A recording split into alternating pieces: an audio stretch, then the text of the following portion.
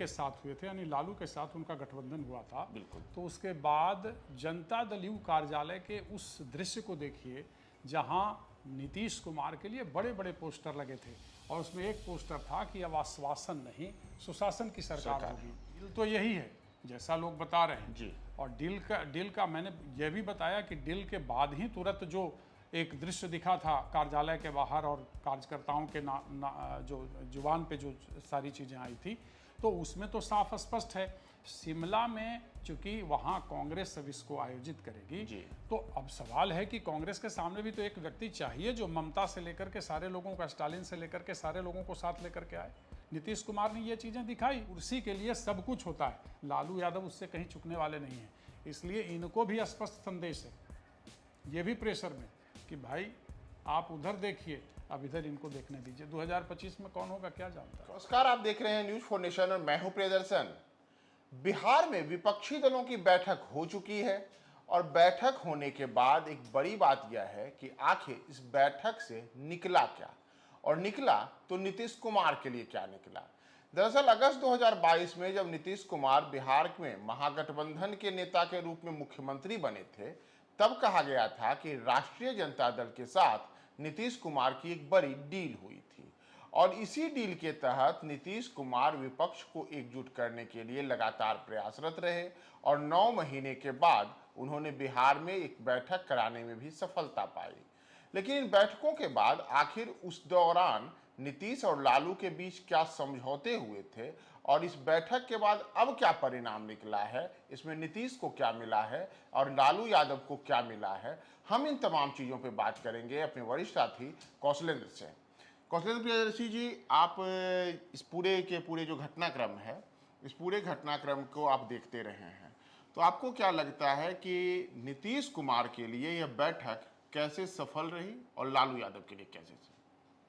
ठीक, थोड़ा सा पीछे जाइए और देखिए कि कैसे नीतीश कुमार जब एनडीए को छोड़ करके जी और यूपीए के साथ हुए थे, यानी लालू के साथ उनका गठबंधन हुआ था। बिल्कुल। तो उसके बाद जनता दल यू कार्यालय के उस दृश्य को देखिए जहां नीतीश कुमार के लिए बड़े बड़े पोस्टर लगे थे और उसमें एक पोस्टर था कि अब आश्वासन नहीं सुशासन की सरकार होगी और प्रधानमंत्री के तौर पर खुद जदयू के नेताओं के द्वारा ही प्रोजेक्ट किए गए थे और दूसरी तरफ राष्ट्रीय जनता दल के कार्यालय के बाहर भी एक ऐसा पोस्टर लगा था जिसमें यह था कि आप दिल्ली जा रहे हैं और हमारे जो युवराज हैं वो मुख्यमंत्री बन रहे हैं। और इस पर काफ़ी दिनों तक जिच चला, बाद में ललन सिंह ने उससे कन्नी काटी और यहाँ तक कि भाई वीरेंद्र से लेकर के तमाम नेताओं ने इस तरीके से रणनीति अख्तियार किया कि भाई हमको कुर्सी सौंप दीजिए आप।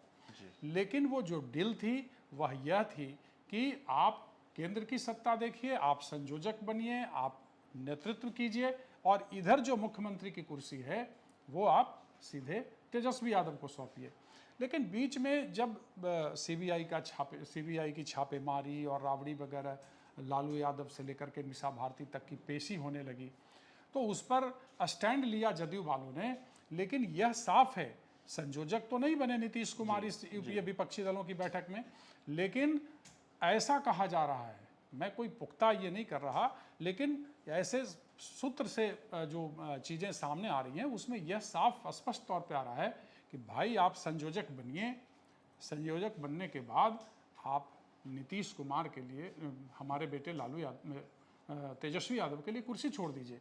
मतलब साफ है कि अब बहुत हो गया, केंद्रीय नेतृत्व की तरफ आप बढ़िए, आपके लिए हम प्रयास कर रहे हैं। लालू यादव भी इस बैठक में मौजूद थे। लालू यादव ही नीतीश कुमार को सोनिया गांधी के पास ले गए।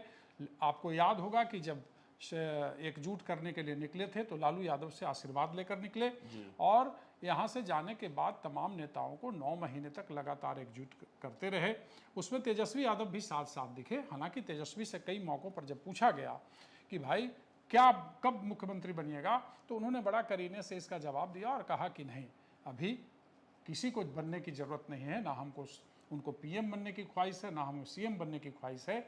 हम मतलब बिहार की राजनीति को भी स्थिर रखना चाहते हैं और सत्ता भी उनको चाहिए, लेकिन एक रणनीति के तहत।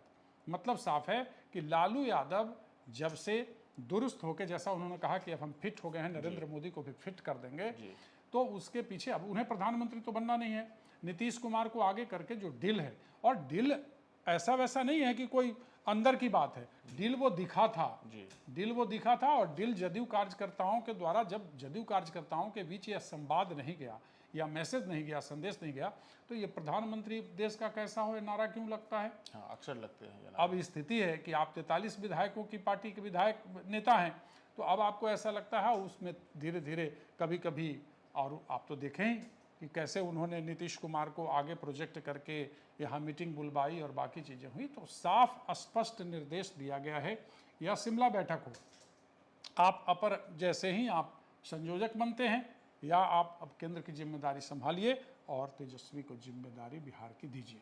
यानी कि यह माना जा सकता है कि जो शिमला में 10 से 12 जुलाई के बीच में बैठक होने की जो बात कही जा रही है, तो उस बैठक के दौरान नीतीश कुमार को संयोजक पद की जिम्मेदारी दी जा सकती है, यानी कि उन्हें बिहार की कुर्सी से मुक्त करके और तेजस्वी यादव के लिए मुख्यमंत्री बनने का रास्ता साफ किया जा सकता है। बिल्कुल, डील तो यही है जैसा लोग बता रहे हैं जी। और डील का मैंने यह भी बताया कि डील के बाद ही तुरंत जो एक दृश्य दिखा था कार्यालय के बाहर और कार्यकर्ताओं के जो जुबान पे जो सारी चीज़ें आई थी, तो उसमें तो साफ स्पष्ट है, शिमला में चूंकि वहाँ कांग्रेस अब इसको आयोजित करेगी जी। तो अब सवाल है कि कांग्रेस के सामने भी तो एक व्यक्ति चाहिए जो ममता से लेकर के सारे लोगों का, स्टालिन से लेकर के सारे लोगों को साथ लेकर के आए। नीतीश कुमार ने ये चीज़ें दिखाई, लालू यादव ने ये चीज़ प्रदर्शित किया, पटना में ला करके 15 दल के 27 प्रमुख नेताओं को एकजुट करके यह दिखाया कि देखिए हम इनको एकजुट कर रहे हैं। जी। तो उसमें कांग्रेस के खड़गे अब अपनी रणनीति जरूर अख्तियार करेंगे, लेकिन जहां तक बिहार की राजनीति की बात है, बिहार की सियासत की बात है, तो कुर्सी प्रमुख होता है। प्रियदर्शन इस चीज़ को समझिए, और कुर्सी के लिए सब कुछ होता है। लालू यादव उससे कहीं चुकने वाले नहीं हैं, इसलिए इनको भी स्पष्ट संदेश है, ये भी प्रेशर में कि भाई आप उधर देखिए, अब इधर इनको देखने दीजिए। 2025 में कौन होगा क्या जानता है। क्योंकि जो अभी बैठक हुई थी पटना में, इस बैठक के दौरान भी बैठक से जो उस समय एक खबर सामने आ रही थी, बार बार यह कहा जा रहा था, तमाम जो मीडिया हाउसेस हैं और तमाम जो पॉलिटिकल एनालिस्ट करने वाले सबके द्वारा यह कहा गया कि नीतीश कुमार को संयोजक बनाया जा रहा है। यहाँ तक ये खबर पिछले उस दौरान 3-4 घंटे तक हवा में तैरती रही। फिर अचानक से जब प्रेस कॉन्फ्रेंस हुई, प्रेस कॉन्फ्रेंस के दौरान नीतीश के संयोजक बनने के मुद्दे पे किसी दल के किसी नुमाइंदे ने कोई चर्चा नहीं की। तो क्या यह कोई प्रेशर पॉलिटिक्स का तरीका हो सकता है जो उस दिन ये घोषणा? तो जाहिर सी बात है, देखिए ये तो दबाव समूह, तो क्षेत्रीय दल स्वयं एक दबाव समूह होते हैं, इसमें कहीं कोई सकते दबाव की राजनीति ही करते हैं, आपस में भी दबाव की राजनीति करते हैं, बड़े दल के साथ भी दबाव की राजनीति करते हैं, चाहे वो कोई भी दल हो। लेकिन यह तो बात तय है कि इन्हें अब केंद्र का नेतृत्व देखना होगा। अब इसमें है कि तेजस्वी किस तरीके का रुख अख्तियार करते हैं। बीच में जो चीज़ें दिखी थी होली से पहले, उसमें था कि भाई आप सत्ता दीजिए, कुर्सी दीजिए, लेकिन कुछ चीज़ें छापेमारी के बाद बदली। लेकिन अब ये बिल्कुल सीधा और स्पष्ट संदेश संभवतः नीतीश कुमार को दिया गया। ऐसे भी जैसे पिछले कुछ अगर समय की हम बात करें तो बार बार जो जदयू के राष्ट्रीय अध्यक्ष ललन सिंह हैं, उन्होंने ही कई मौकों पर यह कहा है कि नीतीश कुमार में प्रधानमंत्री बनने की सारी काबिलियत है, न कि वे उन्हें प्रधानमंत्री के चेहरे के रूप में प्रोजेक्ट कर रहे हैं।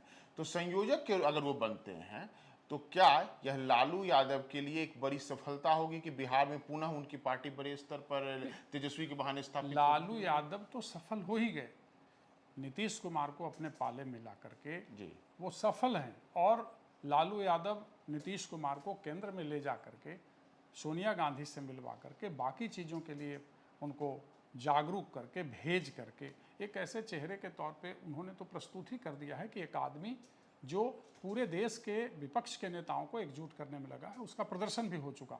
तो लालू तो सफल हैं, लालू भी वहाँ बैठे थे। अब सवाल बिहार के सियासत की है, यानी कि पर्दे के एक तरीके से कहें तो सामने मंच पे भले नीतीश कुमार दिखते हो, लेकिन ये कहा जा सकता है कि उस पर्दे के पीछे तमाम जो कहें कि डायरेक्शन करने वाले हैं वो लालू यादव हैं, और वो उसके लिए तेजस्वी यादव के लिए भी एक बेहतर रास्ता मुफीद कर रहे हैं। बिल्कुल, तेजस्वी यादव के लिए ही वो बेहतर रास्ता मुफीद कर रहे हैं, उनको नीतीश और बाकी लोगों से मतलब नहीं है।